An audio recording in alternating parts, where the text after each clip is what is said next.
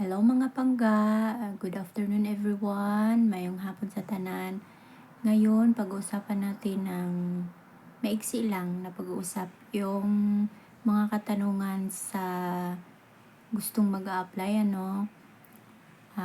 Meron kaming hawak na Taiwan, merong sa Dubai, sa Jordan, sa Qatar, sa Saudi.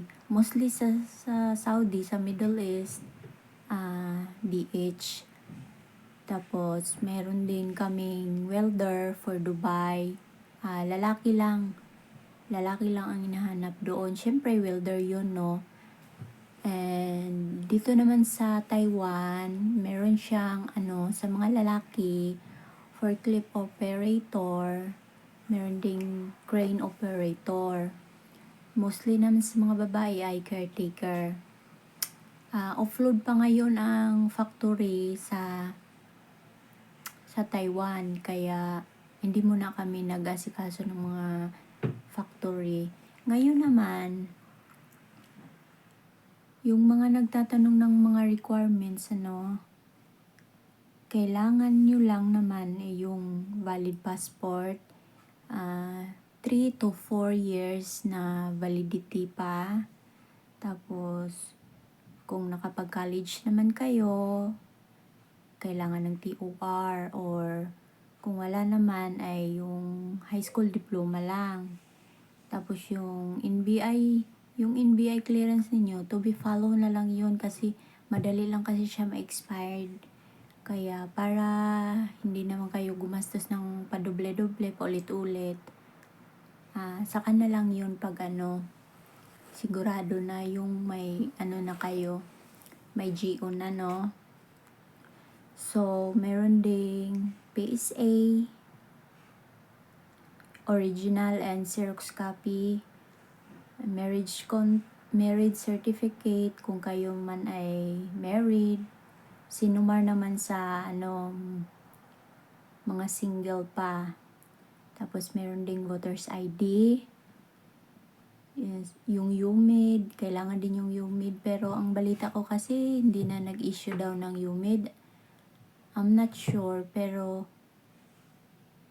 sabi kasi pag walang UMID ID, kung meron ka namang national ID, pwede na yon. Sa mga ex-abroad naman, meron tayong kailangan na info sheet. To be follow na rin ito. Ano lang ito yung sa agency na ito manggagaling. Tapos yung pag mga ex-Taiwan kayo, ex-abroad kayo, kailangan yung ARC at health card sa ex-Taiwan.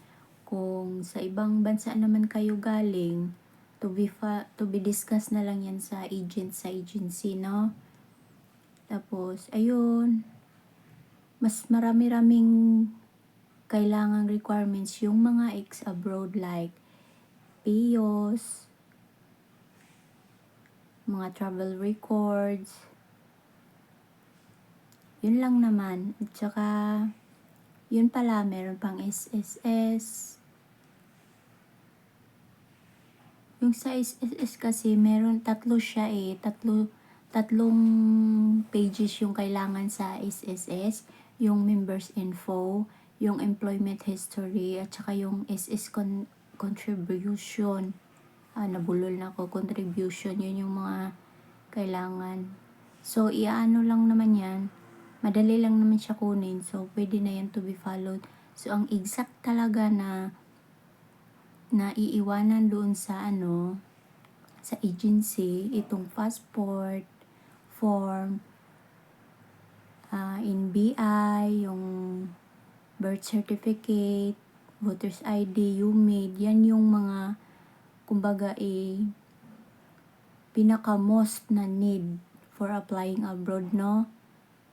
So, ang edad pala ay, for the first timer is 33, 33 to 42 years old. Pangkalahatan na yan, pero sa Taiwan kasi medyo choosy sila. 33 to 37 years old lang tinatanggap sa Taiwan pag first timer. Pero pag sa bandang Middle East naman hanggang 42 years old. Yung ibang agency nga hanggang 45, 47 basta mga ex-abroad tinatanggap nila, no.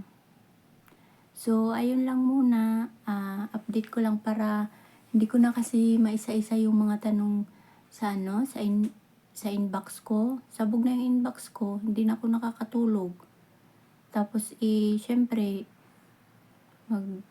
mag-online shopping pa ako, mag-Shein pa ako, kaya busy ang peg. Okay, bye-bye mga langga. So, kung sino mang gustong mag-apply dyan, message nyo lang ako. And scroll lang sa wall ko, nandoon na lahat. Yung mga hiring. Tapos, nakapin na din sa wall ko yung requirements. Okay? And thank you sa pag-inquire ninyo. If I have more time, no, sisikapin kong ma-replyan kayo isa-isa. So, legit lang tayo guys ha. Mag-ingat lang sa mga scammers. Sa mga nahawakan ko ng aplikante, alam nila na legit lang tayo. Wala tayong hinihinging pera kahit piso. Okay? God bless all and sana pagpalain tayong lahat. Bye-bye!